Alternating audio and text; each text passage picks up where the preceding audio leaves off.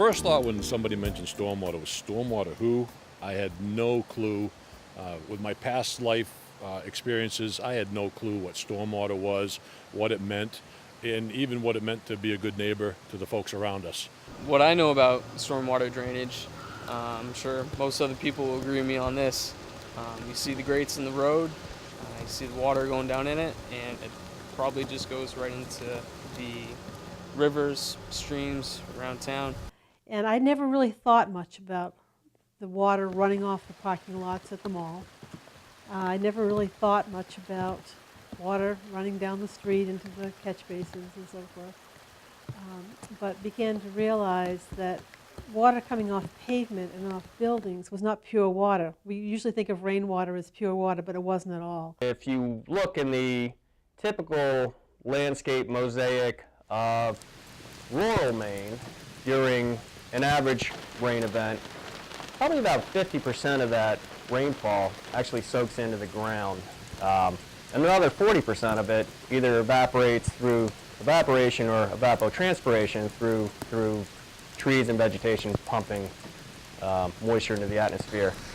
And the rest of that, as little as 10%, is generated with stormwater. But if we look at that same rain event and we go into our urbanized areas where the landscape is hardened, we've got roofs and we've got parking lots, roadways, and we like to refer to that as impervious surface. We get as little as 15% of that water that goes down into the ground to recharge our groundwater or feed our streams during dry times.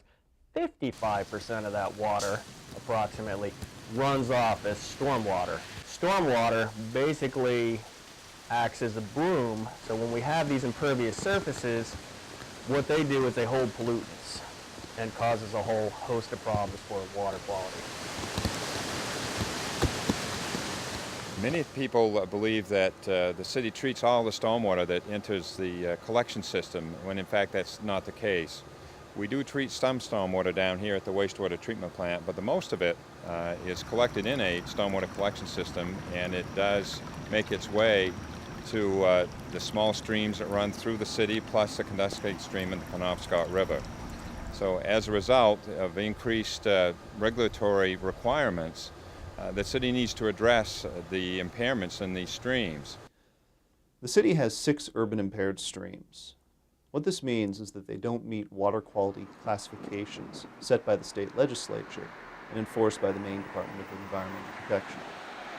The urban impaired streams in the city of Bangor include the Penjajwalk stream, which is near the Bangor Mall and then flows down Hogan Road. Birch Stream, which is near the airport. Arctic Brook, near Broadway. Capehart Brook, which flows through the Capehart residential neighborhood. Shaw Brook, which flows from Bangor into Herman and Hamden. And Sucker Brook, which starts near 395 and flows from Bangor into Hamden. The way to determine if they meet these water quality classifications is through benthic monitoring.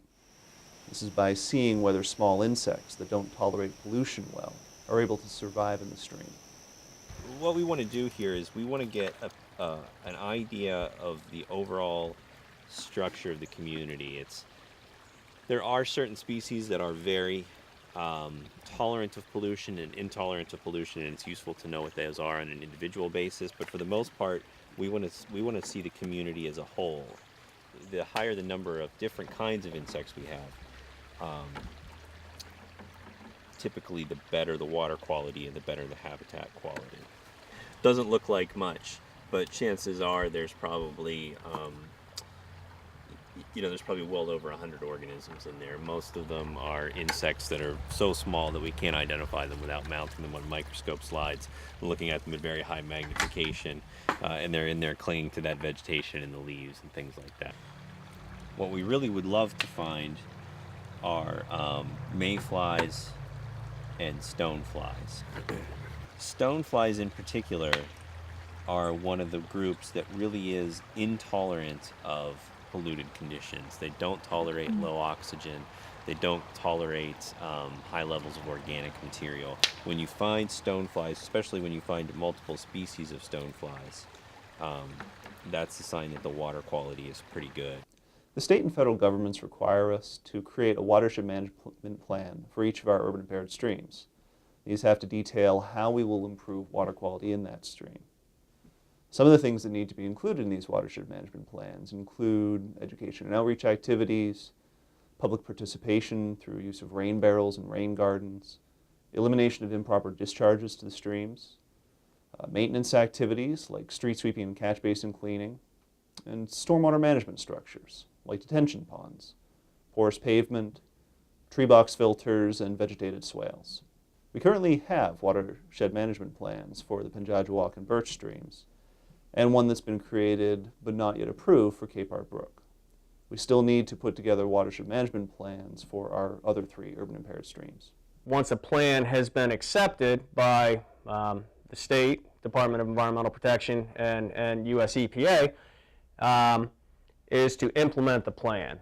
And that's where the big costs come in. And these plans typically run for a minimum of 10 years to stabilize water quality and to see trends being reversed from degraded water to water that's been stabilized and going to meet its water quality classification.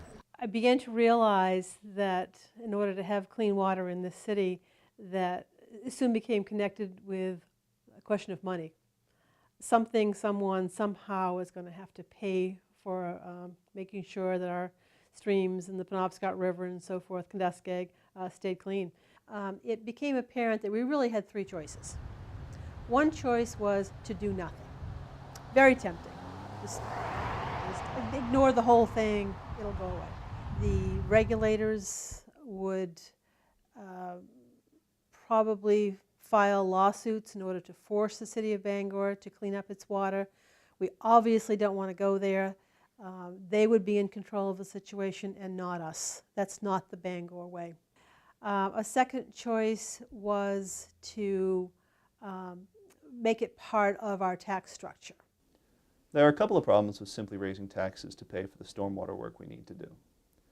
The big issue is that property taxes aren't really related to how much you're contributing to stormwater problems. For example, a small business in the heart of downtown might have very little stormwater running off it, so it would end up paying a disproportionate amount of tax if we paid through a tax structure. Also, government and nonprofit properties don't pay taxes, so those properties would end up paying nothing if we went with a property tax approach.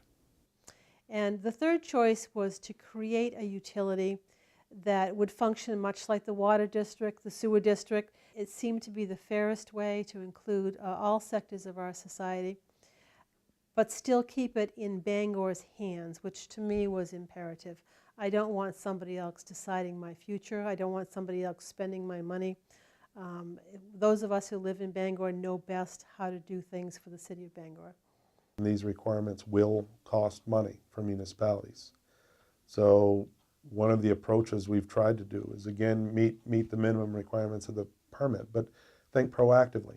Look ahead, plan for the future, and that's where something like a stormwater utility can be a benefit. You will have dedicated funds spread across municipal areas, just like other water and sewer utilities, but that, the cost of dealing with stormwater management in order to meet Clean Water Act requirements is going to require a lot of resources. The city has decided, or we believe the best course of action would be to form a stormwater utility. And this would be patterned pretty much after the utility we have for treating wastewater, and that there would be a fee-based structure that would allow the city to collect revenue to address these regulatory issues. And the point behind it all is to have clean water. I'm not only a homeowner, but I own a business which has a pretty large amount of impervious surface, hard surface, water can't get through it. And I'm thinking, oh great. I not only have the water and sewer costs associated with my property, but now I'm going to have one more bill for stormwater. Stormwater regulations are here to stay based on the number of years that I've been doing this, working with municipalities, working with industry. We've seen things increase just over a 10-year span. and understanding where EPA is going with their regulations and in the improvements and staying on top of that, looking to the future. We know that more stringent requirements are coming down the pike. And the key is to plan for those accordingly so people aren't caught unawares and not have sufficient resources to deal with those problems. I do realize that we haven't got a whole lot of choice in this matter. We either find a way to do it as a city, ourselves, direct our own path, or more than likely we'll be told what we're going to do by DEP, EPA, which we're pretty independent up here. We want to do things our way if we possibly can, spread the pain of this process across all sectors, not just businesses, not just homeowners, but everyone paying a fair share. If Bangor remains a desirable location for people to move to, and I think probably it's going to. We're doing wonderful things down at the waterfront. The schools are great in Bangor. We have lots of choice in Bangor. It's going to be worth it. It's painful, but I think it's going to be worth it in the long run.